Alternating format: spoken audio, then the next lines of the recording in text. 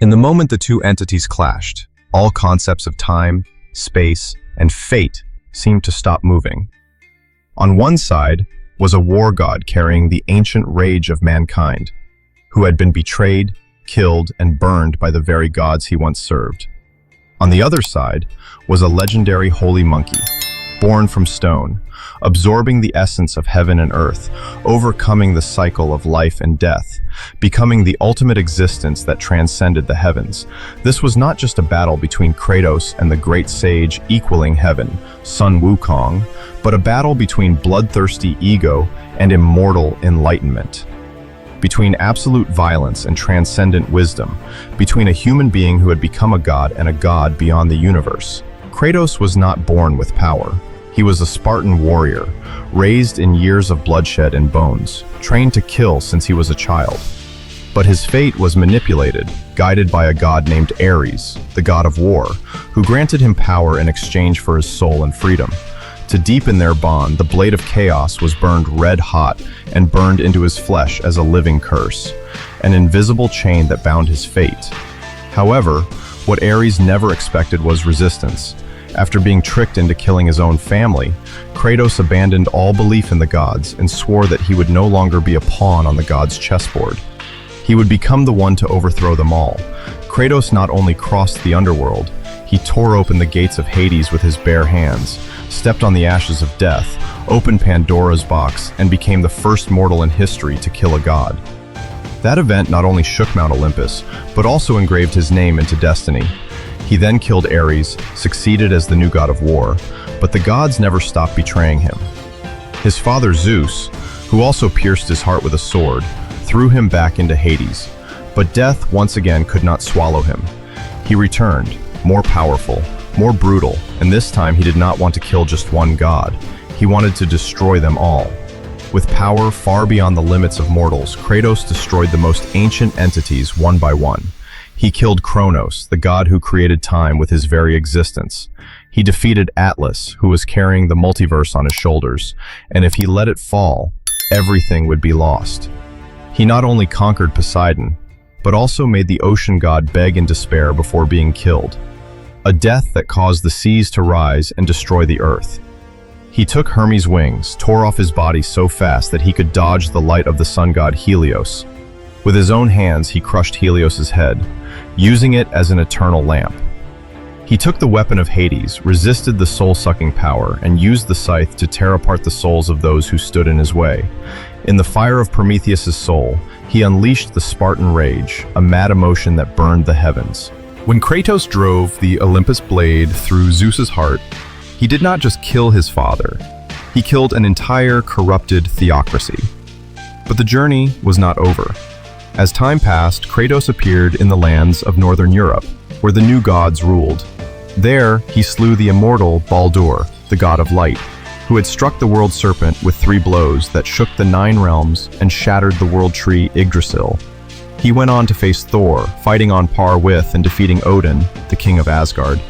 He wielded the Leviathan axe, a weapon comparable to Mjolnir, and wielded the blades of chaos, a weapon that could burn where fire could not exist.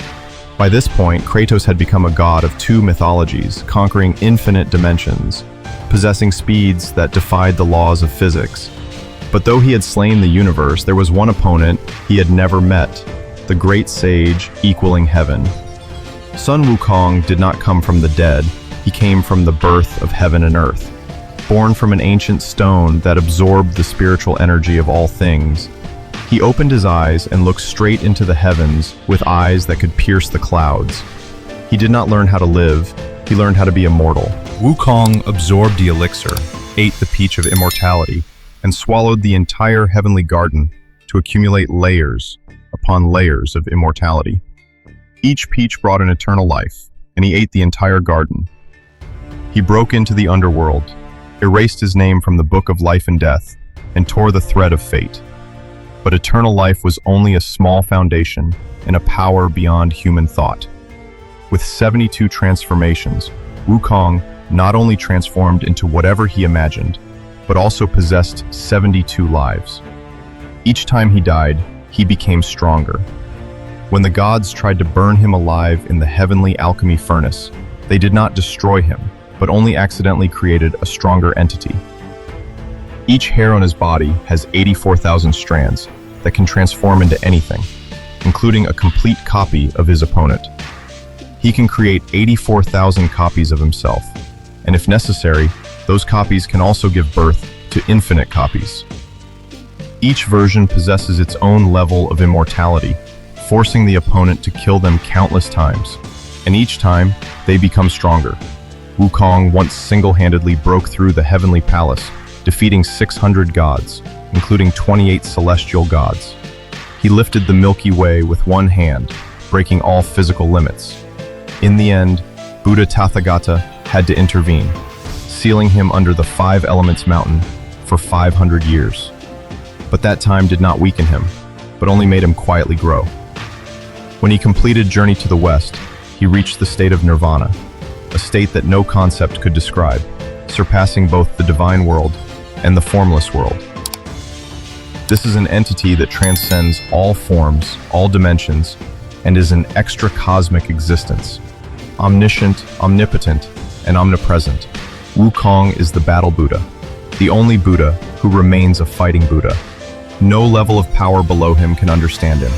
No bodhisattva can reach the realm he has attained.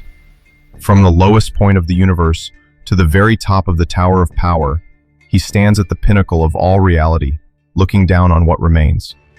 If Kratos is the rage that erupts amid seas of blood and invisible screams, then Wukong is the symbol of absolute freedom, where laws, fate, and even death are powerless. Put these two entities against each other, and the result is not a battle. It is a difference of ranks, where one side is still bound by the universe, and the other has abandoned the concept of the universe itself. No need to measure, no need to consider, no need to analyze in detail. If there were a scale that stretched from the starting point to infinity, Kratos would only have set foot on the fifth point. Meanwhile, the entity that transcended all, Sun Wukong, had gone beyond all those units of measurement. Kratos stood there, his eyes blazing red like two flames that burned both memory and reason. The scars on his body were no longer traces of pain, but proof of his journey beyond all limits, beyond both death and the gods.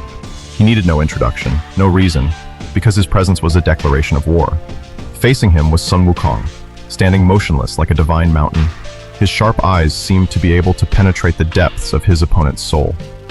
Above his head, the halo was not the halo of classical divinity, but the pure aura of nirvana, a light not created by the sun, but born from absolute enlightenment. He did not roar, did not wave his weapon, he just stood there, as if he knew the outcome, as if he had seen the entire sequence of events from thousands of realms of reality at once. As Kratos wielded the blades of chaos, the energy tore the space around him apart, revealing a black void that led to nothingness. Each swing of his arm was a blast of reality, slicing down distant stars.